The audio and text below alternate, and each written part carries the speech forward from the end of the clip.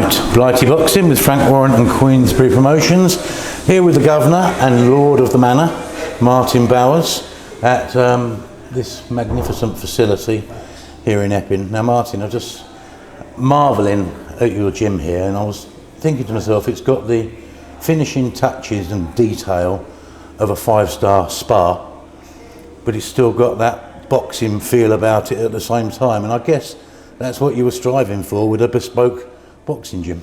Well, I'd like to think we've achieved that, and obviously that's a great deal down to my brother Tony, whose eye for detail is very good. How are you adapting though? I mean, you're so long schlepping over to Canning Town, which is your hometown. Yeah.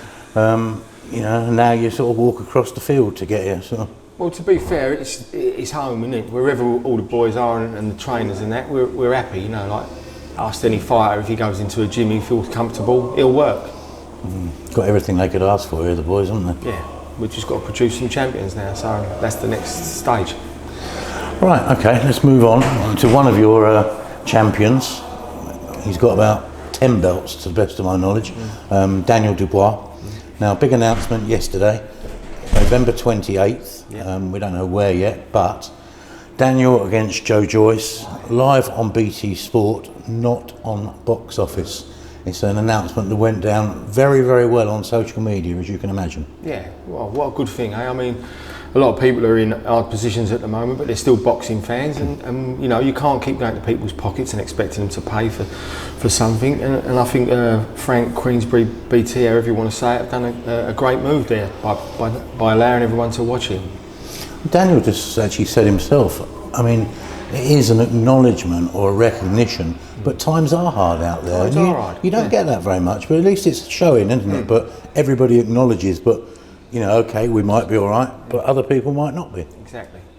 Listen, obviously people are going through hard times, people have lost loved ones, and people are feeling a pinch not being able to go to work and get their full wages and that, and Christmas is coming. So, you know, if you're a boxing fan, it's a little Christmas present, I'd like to say. Christmas box. Yeah, there you go.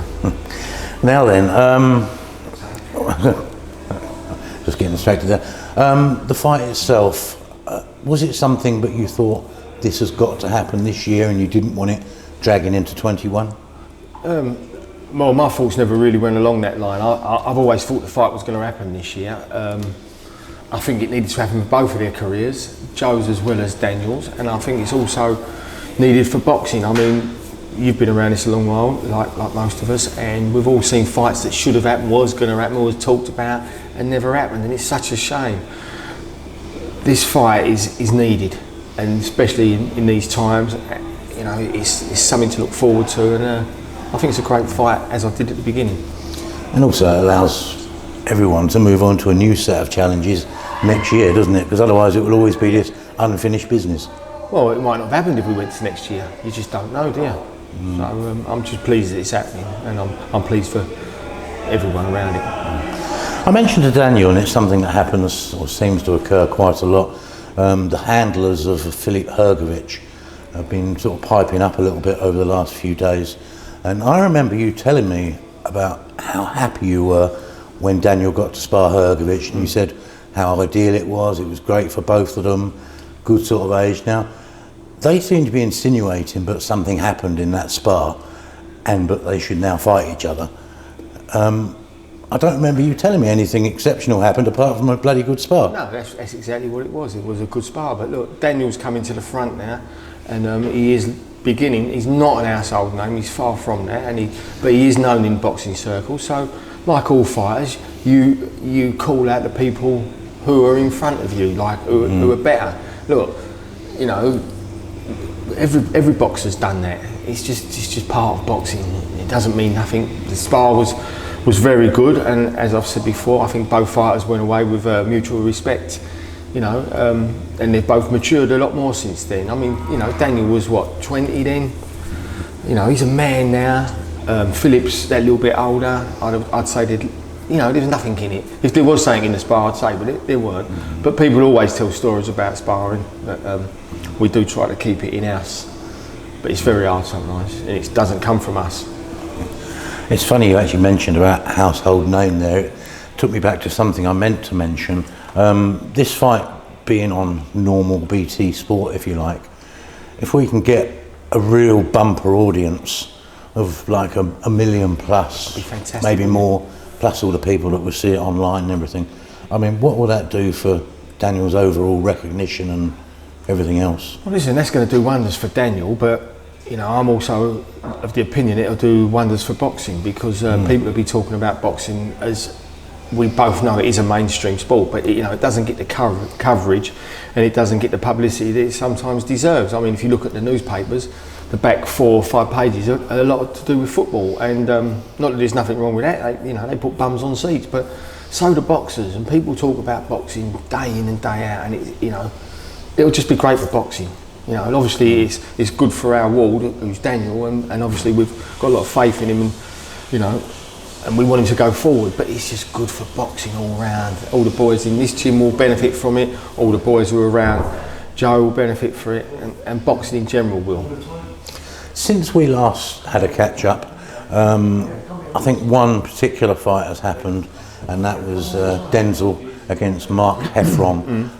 A real banger of a fight, and I think everybody enjoyed it. Yeah. I think people talk about it in fight of the year terms. Fantastic. What was your take on it? What was my take? Obviously, look, I'm going to see it from our corner, which is right, and rightly so. And I don't think I see it with rosy-coloured glasses, for want of a better word. I thought Denzel nicked it, but listen, I'm not going to argue with 3 judges who all scored it a draw. That's what it was. It was a draw on the night. We're not spitting our dummy out. We're not crying about that. We're going to go and do it again. Denzel's preparing now to do it again. I would imagine he is also. Hopefully they're going to be fighting for a title, which, you know, between us we don't want to shout that out now, but hopefully that happens, and it'll be a great fight. Listen, good fighters need adversaries, and they've got one. We can now build Daniel off of him. He can build off us, however you want to say it, but good fighters get talked about in years' time about, did you see that fight? Was you there at that one? I know we ain't got that comfort this time, but people talk about good fights, and that was a good fight, and they was well matched. And like I said, I'm not going to say the 3 judges all got it wrong, because there's 3 of them and they all come up with the same conclusion. Listen, me and Ray are sitting in our corner and we're calling for our man and we're watching our man's work. That's our job. But I do believe we look at it fairly, and we was watching his work as well. But listen, a draw is a draw. 3 judges, I don't think I can ever remember that happening before. No. Now, Denzel's trainer, Mr. Ball, said a little while ago, but people don't realise that Denzel can box because previous opponents had been banged out, everything else. And I think everyone imagined, but looking at Denzel's sort of resume and his way of going about things, we know what Mark's all about. And I think people thought, bang, clash in the middle, and they thought that'd be absolute carnage. Now, Denzel showed a different side of his game, didn't he, which Ray said he had all along. Well, as Ray said, we all obviously knew that Denzel had another side to his game, and they're 2 great fighters.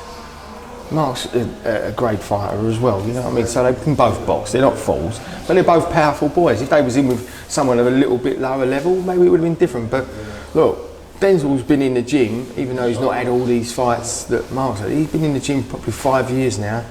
And as I said before, he sparred the likes of Orville.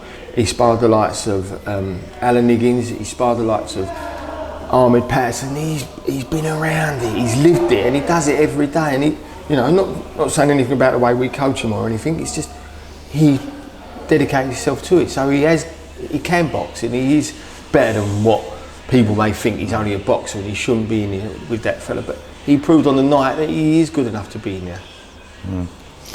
Now then, just to briefly catch up on other matters relating to the Peacock Gym, Chris Bourke, the word on the street is kind of English title next. The champion is Ramabeletsa, Michael Ramabeletsa, tough man. Do you mean he's the Southern Area champion? I guess it's the next logical step, isn't it? That is the next step. Listen, in an ideal world, we'd have probably had Chris out again, hopefully defending his Southern Area title, but there ain't the shows on. There ain't. Listen, if we can get out and it's a fight that we think we can win, obviously we're going to take it. That's no disrespect to him. It's just that's boxing. And obviously Louie, who's flying at the moment, Louie Lynn, I suppose he'll be looking to be out roughly the same sort of period of time. That's what we're keeping our fingers crossed that happens, yeah. You've got some proper fights to prepare for, haven't you? If you just look at the two that are confirmed, more or less, Daniel, Joe, Heffron against Denzel. I mean, real fights for you lot to get your teeth into, aren't they? We're in a blessed position and we know that. We're not fools. You know, there's loads of other camps out there that their boys ain't getting out and they might be as good as ours, they might not. I'm not going to go there with that, but we're just lucky at the moment. It's falling on us. And, you know, like I said earlier, we've got to produce champions. That's the job. You are in the same boat as these other gyms in some respects, though, Mark, because you yourselves, you've got a lot of boys who, you know, must be frustrated and everything else at the moment. 100%. And how are you coping with that from a sort of a morale side of things? Without talking over you, you know, I didn't mean to talk over you, but we've got a team here. If one of the boys are boxing, it's good luck to that boy who's boxing. You know what I mean? We ain't got none of them who are going, what about me? That's not where none of these boys are. They're all professionals and they're all beginning to understand the game. Sometimes the door opens and sometimes it don't. And that doesn't mean you don't turn up at the gym and you don't put the work in. I mean, obviously, in your situation at the moment, you've got quite a number of boys. You're kind of using the two gyms at the moment. Well, what we've done is we've sort of split up because we had the thing with you can only have 6 in the gym. So, we don't want to be doing anything that gets the finger pointed at us or gets the boys stopped from boxing, because obviously that's the most important thing. The boys who are boxing are the priority. The boys who ain't boxing understand and know that. So we've split our camp, for want of a better word, into 2 halves. But they all appreciate that and understand that, because if it would have felt that it come the other way, that one of them boys was boxing, one of the other boys would have been out. It's life and it's boxing and it's where we are. You having to deliver a few pep talks though to keep people's chins up? To be fair, yes and no. We haven't really had to put an arm around anyone because they're all grown-ass men. They're all professional athletes.